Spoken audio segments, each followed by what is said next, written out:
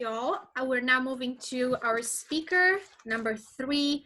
Tonight will be David Makela, and he will be evaluated by Christina Schuch. Christina, could you please give us his objectives for tonight? Yes. David's speech tonight is the radio talk show, and his objectives are to present a positive image on a radio talk show. He's going to prepare a talk designed to build goodwill and presenting factual information, understanding the dynamics of a successful talk show, and preparing. He wants to be prepared for the questions that may be asked of you during the radio interview. So I think I'm super excited to hear him speak because he always does such an amazing job, and this is a new format to hear. Take it away, David. Thank you, Christina. And now I would like to introduce the radio talk show host, who would be Dane tonight, to take it over and introduce David with Facts Over Fear. Awesome. Thank you so much, Adelina. Appreciate it. All right, so I'm Dane Wright. I'm here at the Orange County News Network, and I'm going to be being the host for tonight. Here we are at OCNN. My guest here tonight is David Makela, who is on the front lines of this worldwide crisis, and he's working with leaders and organizations who are facing catastrophic challenges. David will be sharing what he's been learning for about 3 to 5 minutes, and I'll be asking him a few questions afterwards for about 2 to 3 minutes. David, take it away. Thank you, Dane. It's nice to be with you all this afternoon. As you know, the world is changing faster and more suddenly than most of us expected. Has anyone's world been turned upside down in the last few weeks? Yes. Yeah. Many of us have been caught off guard, right? And unfortunately, or fortunately, depending on how you look at it, this is our new reality.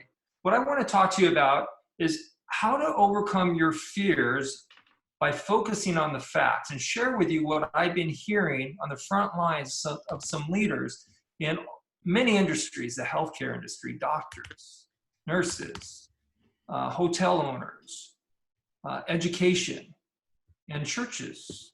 So there's 3 fears that I've been hearing over and over again. The number one fear that most people are sharing with me is the fear of being sick, getting sick themselves, or passing on a sickness to others, or their family members being sick. This grieves me, and I'm deeply saddened by this because of the people I know that have contracted this virus. There is no such discrepancy, or there's no opportunity for us to run from it. It's there. But that is the number one fear. The second fear that people are having is finances. A lot of people are unable to pay their mortgage. A lot of people don't have a paycheck. A lot of people can't even put food on their tables. That's a real fear that people are having right now. And there's many businesses and organizations that are closing their doors and are unable to do business. Therefore, money stops coming in and they're having to lay people off. These are real fears. And I look at fear in 2 different ways. You can either forget everything and run, or you can face everything and rise. The choice is yours. Fears are real. But how do you overcome the fear? There's 3 ways that I've seen, and I've been helping leaders. I said, first and foremost, focus on your health. Have a health plan. When you wake up in the morning, eat well, exercise. And then number 2, come up with a cash flow plan. Make sure that you understand how much money you have to sustain you for a certain period of time. And then come up with a business or organizational plan or a job plan to be able to know what are the next steps to navigate through this.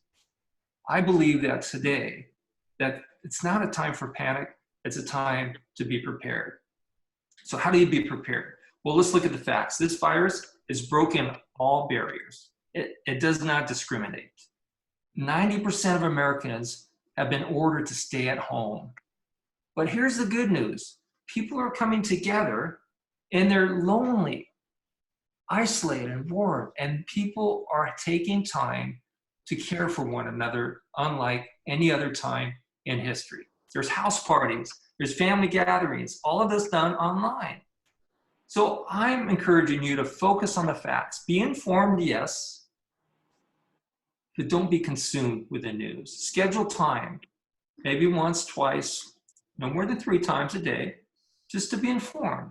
But be responsible with your choices and base your choices on facts.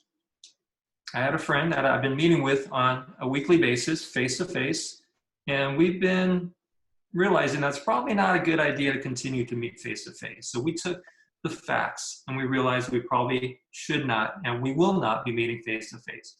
Number 3, be present and aware of how you're feeling and how other people are feeling. The first question when you meet with someone should always be, how are you doing today? Because every day is changing.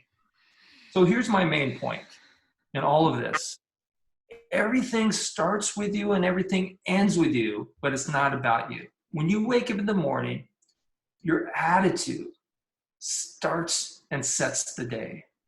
At the end of the day, have gratitude as people come together, because we're #in this together. And when you don't make it about you, people around you will benefit greatly. So you have a choice to make. You can live in fear of what you can't control in the future, or you can live by the facts of what you can control in the present, which is an attitude of gratitude. Well, let me leave you with this. When you wake up tomorrow, make a choice to live your life by the facts over fear. Back to you, Mr. Radio Host. All righty. Thank you, David, for filling us in on all that amazing content, all that information that you've been getting from all the amazing leaders out there. I have a few questions for you, just tailing off of that. One thing that I think a lot of people are looking at right now is looking at all this fake news coming out. And so you say, look at the facts, but how can you tell what are facts and what aren't facts, David? Well, great question, Dane. The way I've been able to do that is through the relationships of the people that I trust. All of you have people that you trust. Go to those people and verify through the people that know you best and that you know them best. Because you're right, there is a lot of fake news out there. So use a filter, use wisdom from your own experience and common sense, and make your decisions based on what you know to be true, but verify it with the people that know you best. Really awesome. Yeah, I love that. Okay, and then my next question for you is, what do you do when other people become your own? When you get influence and all of a sudden other people's fears are seeping into you, how do you do that? So if you're breaking up a little bit, let me make sure I heard that. So what do you do when other people's fears start influencing you? Is that what you were saying? I think that's what I've heard too. Okay. So Dane, if Yes. there's a lot of people that are living in fear, and I live in fear throughout the day, but I have to recognize that if other people are influencing me through their fears, I need to make sure that I acknowledge it and ask some questions. What is it that you're fearful about? Showing empathy and meeting people right where they're at.